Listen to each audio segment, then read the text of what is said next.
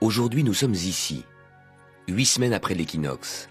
Et dans 5 semaines, nous atteindrons la station solstice, qui marque le jour le plus long, le 21 juin. Les matins de printemps, jusqu'en 1999, l'astre le plus brillant dans le ciel, c'est Jupiter, la planète la plus grande. Pourquoi le matin ? Depuis le début de l'année, Jupiter, très lent sur son orbite, était caché derrière le Soleil. La Terre, en se déplaçant, laisse apparaître Jupiter. Peu à peu, Jupiter apparaît à droite du Soleil.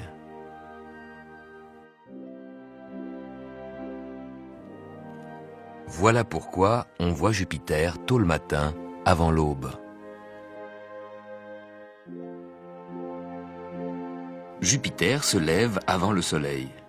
Puis le Soleil se lève, illumine l'atmosphère qui devient comme un filtre bleu et nous cache planètes et étoiles. Au cours de la journée, le Soleil parcourt le ciel de gauche à droite. L'après-midi, quand le Soleil est encore haut, Jupiter, invisible, toujours à droite du Soleil, se couche déjà à l'horizon. Les planètes qui se trouvent à droite du Soleil se couchent forcément avant le Soleil, et le soir, on ne pourra plus les voir. Quand les étoiles réapparaissent, Jupiter est déjà loin en dessous de l'horizon. Mais en automne, Jupiter sera passé à gauche du Soleil. Le Soleil se couchera avant Jupiter, et la grande planète aura tout le temps de briller le soir. Il en est de même pour les étoiles. Orion, par exemple.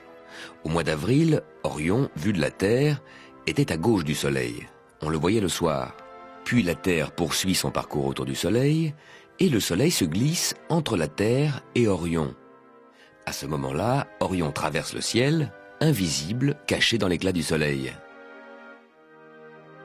Puis la Terre se décalera encore du Soleil, et à l'automne, Orion passera à droite du Soleil. Et on pourra le voir dans le ciel le matin, avant le lever du Soleil.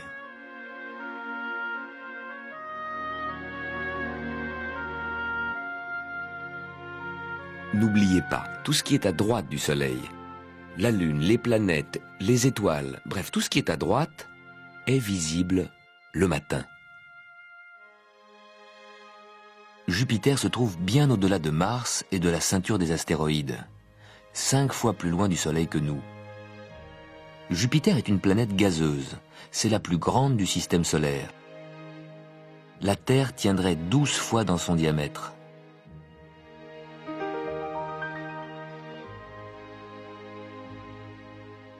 Prenez des jumelles, vous verrez 4 petits points alignés à droite et à gauche de la planète. Ce sont les 4 plus grands satellites de Jupiter, les lunes galiléennes, découvertes par Galilée en janvier 1610. Encore fallait-il comprendre que c'étaient des lunes. À une époque où la plupart des gens s'imaginaient les étoiles et les planètes fixées à une voûte céleste, Galilée était le premier à utiliser une lunette astronomique pour observer le ciel. Galilée remarqua que les 4 petits astres changeaient de place toutes les nuits. En les observant, il comprit qu'ils ne pouvaient pas glisser sur la surface de la voûte céleste et qu'une telle surface n'existait pas. Les 4 petits astres tournaient autour de Jupiter, comme la Lune autour de la Terre. Ils évoluaient dans l'espace. Galilée découvrait un ciel en 3 dimensions. Et nous en profitons aujourd'hui encore. Les 4 satellites galiléens, Io, Europa, Ganymède et Callisto, sont à peu près grands comme notre Lune, mais ils vont beaucoup plus vite. La Lune met 4 semaines pour faire le tour de la Terre. Les satellites galiléens font le tour de Jupiter en quelques jours, alors que Jupiter est 1000 fois plus volumineuse que la Terre. Le plus rapide des satellites, c'est Io. Il fait le tour de Jupiter en 1 jour et demi. C'est le seul astre, en dehors de la Terre, où l'on a observé des éruptions volcaniques. Autour de Jupiter, il fait moins 200 degrés. La lave est éjectée à 400 degrés. Et quand elle retombe sur le sol, elle change constamment la physionomie du satellite Io. Jusqu'en 1999, au printemps, vous pouvez voir Jupiter le matin. Vous verrez les 4 satellites de Jupiter, parfois 3 petits points à droite et un seul à gauche. Le lendemain déjà, la situation sera inversée. Vous verrez un seul satellite à droite de Jupiter et 3 satellites à gauche. Et le jour suivant, tous les 4 à droite. Avec les jumelles, vous voyez que les 4 satellites sont alignés en biais. En fait, ils sont bien dans le plan des planètes et du Soleil. Mais c'est l'axe incliné de la Terre qui les fait apparaître sur une ligne inclinée. Inclinée par rapport à notre horizon Est, là où Jupiter se lève. Quand on verra Jupiter à l'ouest, les 4 petits points seront sur une ligne descendante, vers l'ouest, là où Jupiter se couche. Tous les jours, notre vie est conditionnée par l'axe incliné de la Terre. Les saisons, le chaud, le froid, les jours plus longs, plus courts.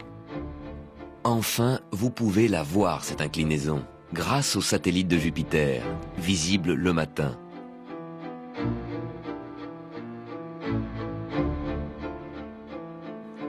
Les soirs, vous pouvez suivre la Lune qui passe d'une planète à l'autre.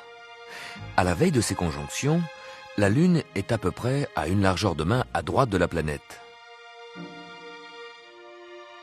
La Lune ne rencontre pas vraiment les planètes. La Lune est toute proche de nous, les planètes sont beaucoup plus distantes. Mars, par exemple, est 300 fois plus éloigné.